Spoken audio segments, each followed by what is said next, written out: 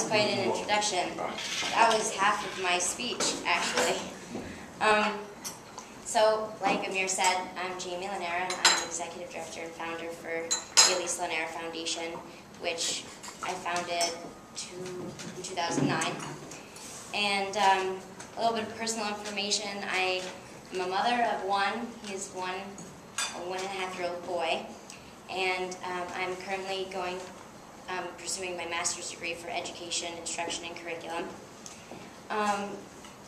I was going to talk about all my college experience and travel, but Amir said it all. So please do. Nobody remembers what I said.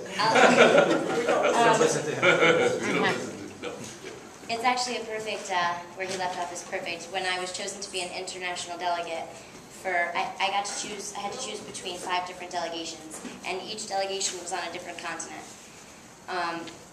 For example, Australia was a journalism delegation, China was a medicine delegation, India music, South Africa was nursing.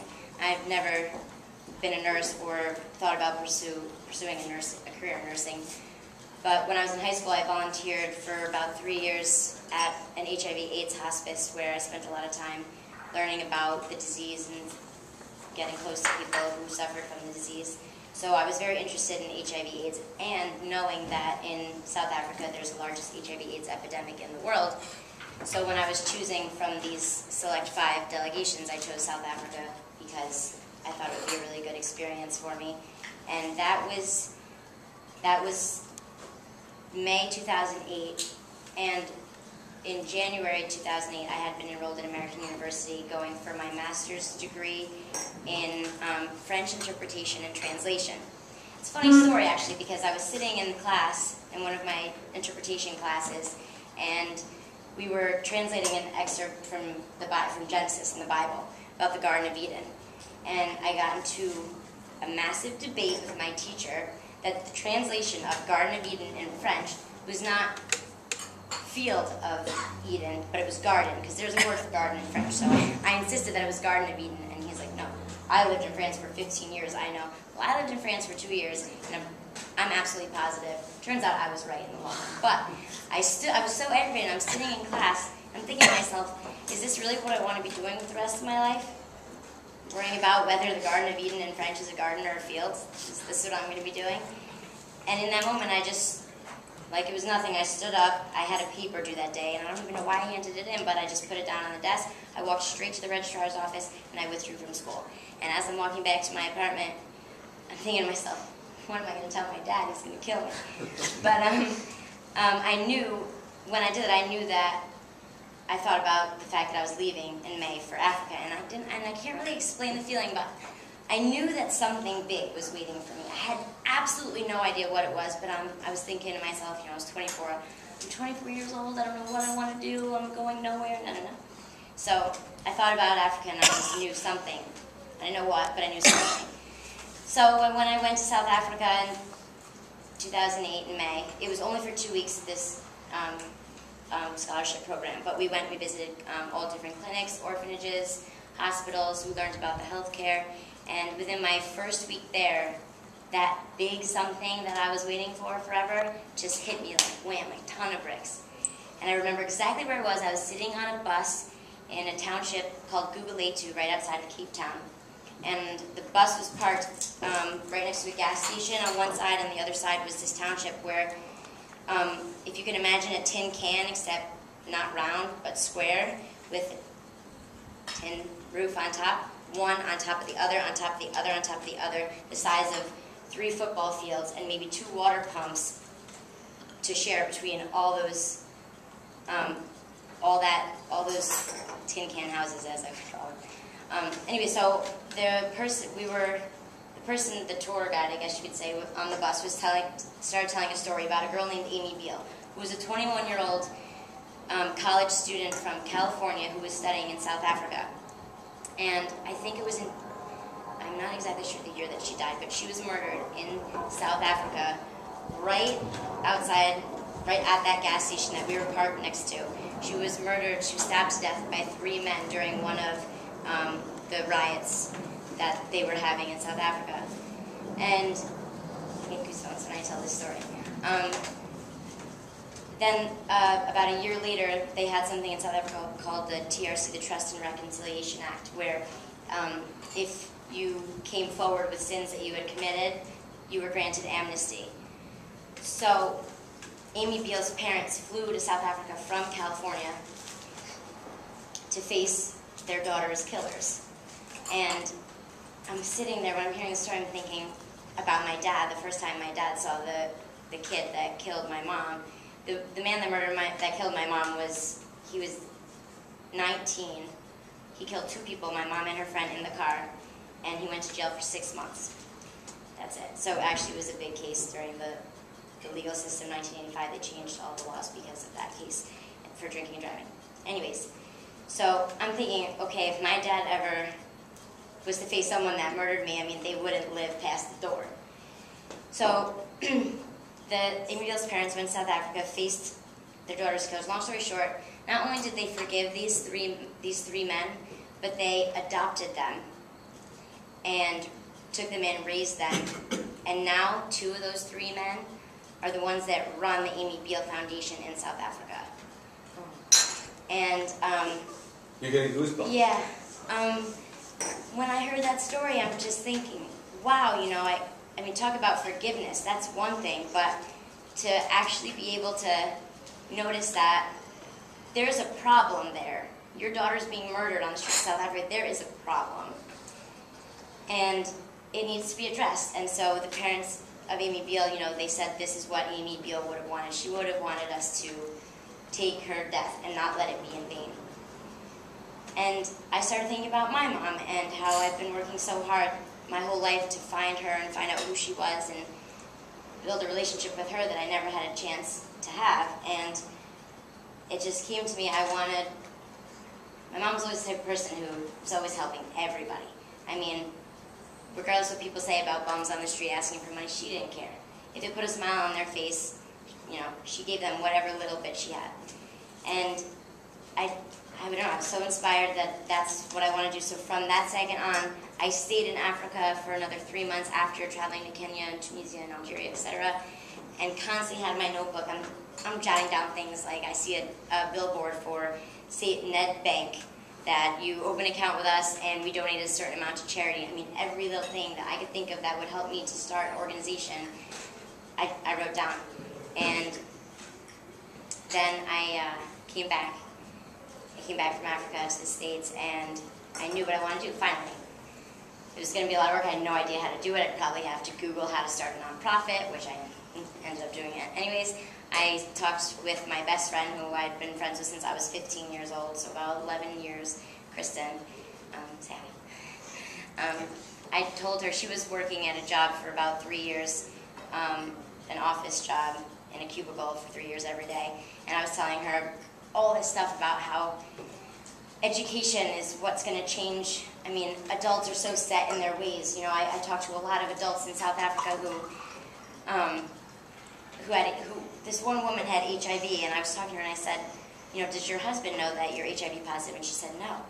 I said, well, why wouldn't you tell him? And she looked at me like I was crazy, and I thought that was a completely logical question.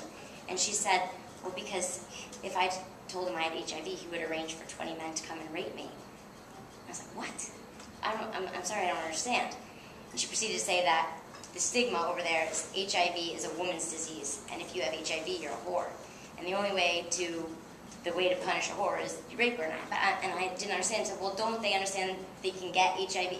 If they rape someone with HIV, that they will get HIV? Oh no, they can shower afterwards. Then another woman said to me that her husband said it was okay for him to sleep with her and go sleep with other people as long as he had sex with a virgin, that he would be cured. So then you get 3-year-olds being raped and being transmitted HIV. And there's this one girl, Tembi Nikubane, who died, I think, in 2007. Recently, she did a radio diary. She lived with HIV, and she recorded the whole thing on radio. And she said that it's not HIV/AIDS that's killing the people of South Africa, but it's the stigma. And I'm sitting here thinking, you can't change the way adults think, but look at these children that are playing. I mean, they find the littlest piece of string right there on the floor, and they can make something really fun out of it. and they're so innocent, and they have so much, just, they can have so much, and I felt that it was not fair that they don't know what they can have. And if they had the education, and if they had the opportunities, then maybe little by little this stigma would change, and the HIV/AIDS population maybe would decrease per annual infection rate. But education is the root cause. The lack of education is the root cause for all social economic problems in South Africa, and it's so easy to change. I mean, education is just so easy to give, and it's easy to excite people about education. For me, at least. So that's what I wanted to do. So I went back and I told Kristen all these things, and she was like, "I'm on board." She quit her job, and we got an office, and we started raising money. It took a long time to fill out the 40-page 501c3 application, but Kristen did an amazing job with it, and in 2 months we were approved with our 501c3 status, and then we have we organized a board of directors, a really, really supportive and intelligent board of directors that has helped us through everything. And our first project, before we became incorporated, I told Kristen, I don't want to do anything until I have more research. So I went back to Africa in 2009. I went to Ghana, and I wanted to research more of the education processes and structures in different parts of Africa, and the healthcare as well. So I went to Ghana for 6 months, and I taught in a school there and organized all these programs. I created the first French curriculum for one of the schools, created community service programs, Keep Ghana Clean days, then I went to Uganda for a month, and I worked in an orphanage and in the local HIV/AIDS clinic, learning about researching healthcare. And the whole time I was there, I would be shooting emails to Kristen, everything that would be scattered in my brain, any idea I had, I would call her or shoot her an email or jot it down, and she was the organization behind the organization, if you will. So, needless to say, when I left Ghana, I promised the kids, the school that I was working, that they had all these books, because a previous volunteer had her little sister do a Girl Scout drive, and all these books came, and they were shoved in a closet with a lock that they never had access to, because the teachers don't do anything more than what they're paid to do, if that, which is really upsetting. With me there, they started to do a little bit more, because I started encouraging them to, hey, it's fun to teach kids. So I promised them when I left, I said, I will go home, I will start an organization, and I will raise money to come back here and build you a learning center where you'll have access to computers and books anytime during the school day to read and to carry out programs, continuing programs that I had started while I was there, like book reports and typing computer program and everything. Sure enough, I went home, I started the organization. It took 2 years, but I kept my promise, and Kristen and I managed to raise $20,000 that it was required to build a learning center. So this past January, we left to go back to Ghana with our $20,000, and the faces of the villagers upon our return, because they knew me real well when I left, but just like any other Bruni or white person that goes in and out, they think, oh, well, they're here doing good and they're never coming back. Boy, did I show them, because not only did I come back, but I came back with my son, I came back with my colleague, I came back with a strong board of directors and organization supporting us, and $20,000, and we began the building process, and we finished the building of the learning center that now has 2 computers and all of the books. So that was our biggest achievement, and we did it $8,000 under budget, which was even more fantastic. Since then, we've created volunteer opportunities in Ghana and Uganda, where volunteers of ours, or even other students, if they're interested in teaching or in schools in Ghana or Uganda, or even working in the clinics and the hospitals or orphanages, we have really great opportunities and connections with people that we really trust, and we've started sending volunteers over there. So basically in the future, right now we're working on establishing Jaymie Lanera Foundation in South Africa. which is where I'll be running the office from South Africa, and Kristen will be in charge of the New York headquarters.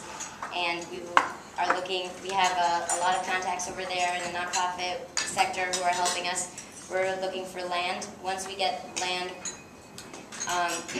we'll have a project manager that will come with me to South Africa, and we'll be employing the people within the communities where we're building the schools to build, therefore creating employment opportunities. And we'll also be providing vocational training for other members of the community who wish to teach in the schools, especially because I don't want to bring a whole bunch of Americans and employ them in Africa. The whole point is to make the end result, make the communities self-sustainable with education as their strong foundation.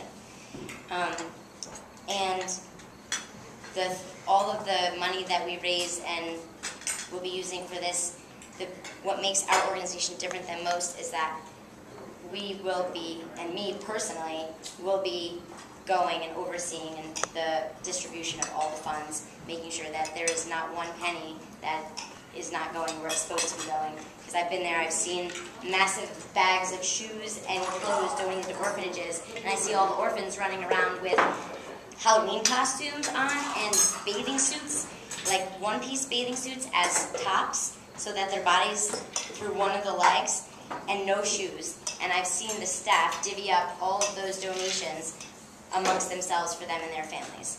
And I say no. If you give me something and you tell me, okay, Jaymie, I'm giving you $100, I want you to go buy 35 textbooks, because $100 does buy that many textbooks over there. For class, I will buy the textbooks, and I will have each of the kids sign it, and I will send it back to you. This is what your money did. So basically we're looking into getting into South Africa, and it's just really the most important thing for us is to just spread awareness that there is a problem over there, and we are ready and capable and passionate about fixing it, and together we can do it if we just all, we work together. If you have any questions, you can ask. Of all the colleges you attended, you went to many, which one would you recommend that you enjoy the most of all the colleges? Oxford? Oxford was really great because you worked with very prestigious professors, and but it's a different kind of learning. I mean, you have to work hard, and it's a lot of self-learning. I took poetry and international marketing at Oxford, and I did very well in both, and I felt like I had great teachers. I mean, as long as you're serious about your work and you're serious about learning, then Oxford is a fantastic place. Let's let Jaymie sit and eat while her food's still warm. She has agreed to stick around after the meeting for the socialization to answer any questions anyone may have and talk as long as people want to hear her talk about the program. And, I can answer questions all day. And so she has agreed to stay here as long as people will ask questions after the meeting. I got to pick my son up at 5, though. Okay, so that's our deadline. Don't wait. We'd like the Bronx Rotary Club, with a couple things, we'd like to present you with a pin from us from the Rotary Club of the Bronx. For you to remember your time here. And we'd also like Rotary International, as you may or may not know, every year has a motto. And that motto is illustrated by a pin. This year, the motto is reaching within to embrace humanity. Say it again? Reaching within to embrace humanity. And I think that your work is very indicative of that motto. And it's a wonderful program, and I think you can wear this with pride and knowing things. So if I can pin, Oh, yes. so I can pin you real fast. And so if someone asks what this is, you can tell them, and you can tell them about Rotary and good things here. Rotary loves me. Thank you very much for having me and for allowing me to speak. I